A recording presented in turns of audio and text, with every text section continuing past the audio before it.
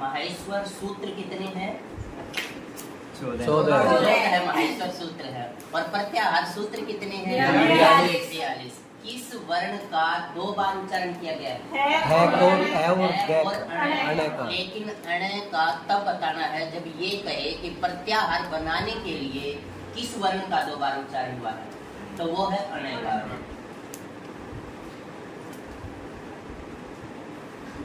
उपदेश किसे कहते हैं? आद्य उच्चारण। और उपदेश में क्या क्या आएगा? धातु सूत्र गणोनादि वाक्य लिंगानुशासनम आगमत प्रत्यादेशाः उपदेशाः प्रकीर्तिताः।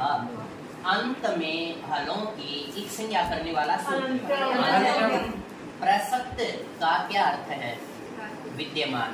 और प्रसक्त की एदर्शन जो होती है संज्ञा, उसका एदर्शन संज्ञा करने वाला सूत्र। और एदर्शन की एक संज्ञा करने वाला सूत्र अलंत्यम व्यंजन की। और इसी की लोप का दूसरा नाम क्या है? एदर्शन। तो जिसकी भी एक संज्ञा हो जाएगी उसका क्या फल मिलेगा? लोप हो जाना। तो लोप कौन करेगा? तस्य लोपः। चाहे व्यंजन की एक संज्ञा करें, चाहे अच की एक संज्ञा करें, और चाहे हलंत्यम करे, चाहे उपदेश अजनुनासिक इत करे, चाहे चूटू करे, चाहे लसक व तद्धिते करे, चाहे सह प्रत्यय करे, इत संज्ञा होने पर उसका एक ही फल होगा, लोप होना। और लोप करने वाला सूत्र कौन सा है? तस्य लोपः। प्रत्याहार संज्ञा किसने की थी? आदि। उदात्त संज्ञा करने वाला सूत्र उदात्त संज्ञा किसकी होगी? लेकिन ऊर्ध्व भाग से निष्पन्न होने वाले जो अच हैं उनकी उदात्त संज्ञा होगी। कौन करेगा? अनुदात्त संज्ञा करने वाला सूत्र किसकी होगी? अनुदात्त संज्ञा। आलू आदि के अधो भाग से निष्पन्न होने वाले जो अच हैं, अचों का दूसरा नाम क्या है? उनकी अनुदात्त संज्ञा हो जाएगी। और स्वरित संज्ञा करने वाला सूत्र स्वरित संज्ञा किसकी होगी? जिसके अंदर उदात्त अनुदात्त के वर्ण धर्म मिले हुए हों उनकी स्वरित संज्ञा होगी। और कौन करेगा? अनुनासिक संज्ञा करने वाला सूत्र अनुनासिक कितने हैं? हर वर्ग का जो पंचम अक्षर है वो अनुनासिक कहलाता है। और इन्हें रक्त वर्णीय कहते हैं। मुख और नासिका से जिनका उच्चारण किया जाएगा वो क्या कहलाएंगे? अनुनासिक। ए के भेद कितने हैं? 18। ई के कितने हैं? 18। इन्हें जो है ना मूल स्वर भी कहा जाता है। तो मूल स्वर कितने हैं? 5 होते हैं। मूल स्वर कितने हैं? 5 हैं। ए, ई, ऊ, री, लरी। लरी के भेद कितने हैं? 12। लरी के 12 भेद हैं। री के कितने हैं? 18 और 30। यदि आपके ऑप्शन में 18 और 30 दिए हुए हैं तो 30 पर निशान लगाइए भाई, 18 पर नहीं लगाएंगे। यदि 30 दे ही नहीं रखे तो किस पे निशान लगाएंगे? 18 पर निशान लगाएंगे। ए, आई, ओ, औ इन सब के 12 भेद होते हैं। सवर्ण संज्ञा करने वाला सूत्र तुल्यस्य प्रियम सवर्ण। तुल्य समान है मुख और ये जो उच्चारण या आस्य, आस्य किसे कहते हैं? मुख। तो उनकी सवर्ण संज्ञा होगी। किन्हें स्वर्णी समझना चाहिए? री और लरी। इनको स्वर्णी समझना चाहिए। इसे पिछले एक्सटेंट में ये प्रश्न आया हुआ है।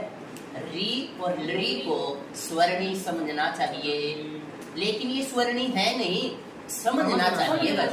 ए को है विसर्जनीय नाम, ये जो यसा नाम, री को रसा नाम, री को लसा नाम, दंतः। उपपथमान्य नाम ए दई तो हो, कंठ कालु ओ दौ तो हो, कंठोष्ठ वकारस्य कंठोष्ठः। ये हमारे उच्चारण स्थान है। किस उच्चारण वर्ण का कैसे उच्चारण किया जाएगा उसके विषय में था। प्रियतम कितने हैं? 2। पहला कौन सा है? आभ्यंतर। और आभ्यंतर के भेद 5। दूसरा भेद बाह्य है और बाह्य के भेद 11 होते हैं। तत्र स्पृष्ट प्रयत्नम स्पर्शानम, अर्थात स्पृष्ट का ही दूसरा नाम क्या है? स्पर्श है। तो स्पृष्ट में क्या आएगा? इसे संस्कृत में कैसे बोलेंगे? कादयो मावसानाम। ये कितने होते हैं? 25 वर्ण होते हैं। ईसत स्पृष्ट अंतस्थानाम, जो ईसत स्पृष्ट है वो अंतस्थ है, और अंतस्थ कितने हैं? 4। कौन कौन से? य व र ल। एक और भी प्रश्न है इसमें, यदि इनका क्रम पूछ लिया जाए कि भाई ये क्रम में कैसे आएंगे, तो कैसे बोलेंगे? ल, य व य र ल और व, ऐसे आएगा। यह कहाँ से है? इचुयसानम तालु, पहले तालु यह, फिर र मूर्धा, फिर व, पहले ल वो है दंत्य, और फिर आएगा व आखिरी में क्या हो? ओष्ठ। मतलब पहला उच्चारण स्थान क्या आया, उसके बाद क्या आया, उसके बाद क्या आया, उसके बाद क्या आया, ये देख करके आपने इनका क्रम निर्धारित करना है। जैसे आगे पीछे दे दे य र ल व, तो इनको आप क्रम में बताइए, तो पहला कौन सा उच्चारण होता है, उसके बाद कौन सा, उसके बाद कौन सा, वो आप निश्चय कर लेंगे। यत्न 2 है, आभ्यंतर और बाह्य। आभ्यंतर के 5 भेद और बाह्य के 11। तो ह्रस्वस्य वर्णस्य प्रयोगे संवृतम, ह्रस्व वर्ण यदि केवल प्रयोग की दृष्टि से लेंगे ना तो संवृत है, और यदि वैसे लेंगे तो विवृत। और ये विवृत किस दशा में रहेगा? प्रक्रिया दशा में। अब प्रयोग और प्रक्रिया में क्या अंतर है? प्रयोग का अर्थ होता है कोई भी चीज बनी बनाई है उसको फिट करना, प्रयोग करना।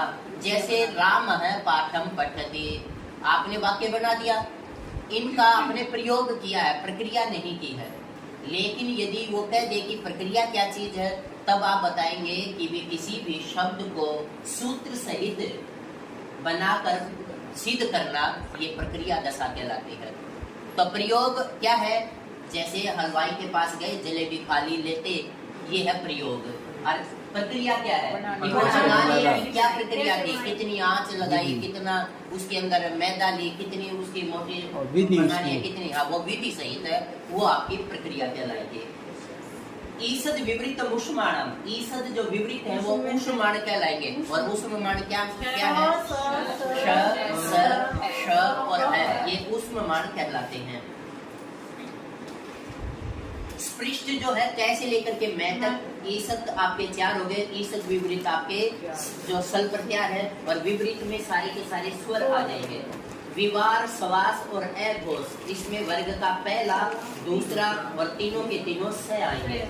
संवार, नाद और घोष, इनमें वर्ग का तीसरा, चतुर्थ, पंचम और यह वर्ग ये आ जाएंगे। अल्प प्राण में क्या आएगा? वर्ग का पहला, तीसरा, पांचवा, सारे के सारे स्वर, और यह वर्ग ये आ जाएंगे। वर्ग के दूसरे और चतुर्थ वर्ण की कौन सी संज्ञा? महाप्राण संज्ञा, अर्थात वर्ग का दूसरा, चतुर्थ और सल प्रत्यार ये महाप्राण में आएंगे। और सारे के सारे स्वर उदात, अनुदात और स्वरित कहलाएंगे। ये जो उदात, अनुदात और स्वरित है ना, ये वेद में ही प्रयोग किए जाते हैं, सामान्य इनका कोई प्रयोग नहीं है। भाई उदात संज्ञा हमने किसे की थी? उच्च उदात, अनुदात स्वरित स्वरितः। कैख इति प्रागर्भ विसर्ग सदृशः क्या कहलाएगा? जिह्वामूलीय। और पैर क्या कहलाएगा? ये उपतमानीय कहलाएगा। उदित कितने हैं? 5। कौन कौन से? 5 जो वर्ग है, कु चु टु तु कु, इनकी उदित संज्ञा है। और उदित संज्ञा करने वाला सूत्र कौन सा है? अनुदित सवर्णस्य च प्रत्ययः। संहिता का दूसरा नाम क्या है? संहित। और संहिता संज्ञा करने वाला सूत्र मरः सन्निकर्षः संहिता। तो संहिता संज्ञा होगी किसकी? वर्णानाम अतिशयितः सन्निधिः संहिता संज्ञः स्यात्। संयोग संज्ञा करने वाला सूत्र राहक संयोगः। और संयोग संज्ञा किसकी होगी? व्यवधान से अज संयोग संज्ञः स्यात्, अर्थात जहाँ पर भी दो या दो से अधिक ऐसे व्यंजन जिनमें अचों या स्वरों का व्यवधान नहीं है, वहाँ पर आपके ये कौन सी संज्ञा होगी? संयोग संज्ञा। पद संज्ञा करने वाला सूत्र बताइए। सुप्तिगंतम पदम। सुप्तिगंतम पदम। सुबंत कितने हैं? कौन कौन से हैं?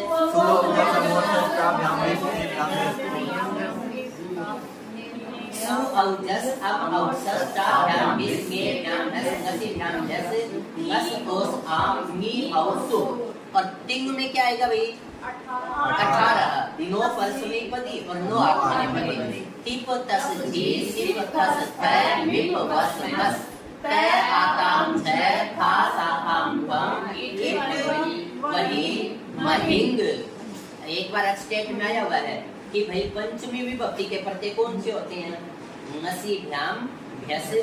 और तीनों का अंतिम जो प्रत्यार है, वो जो प्रत्यय है, वो कौन सा है?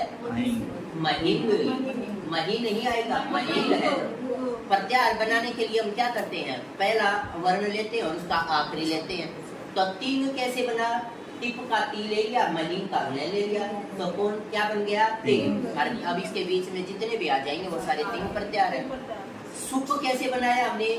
सु पहला ले लिया और सुप आखिरी था, तो उसका पहले ले लिया तो वो सुप बन गया।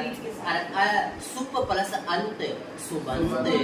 तो यहाँ पै को तीसरा अक्षर हो गया, अच परे रहते जलाम जस होते। तो इस तरह से ये आपका संज्ञा प्रकरण था।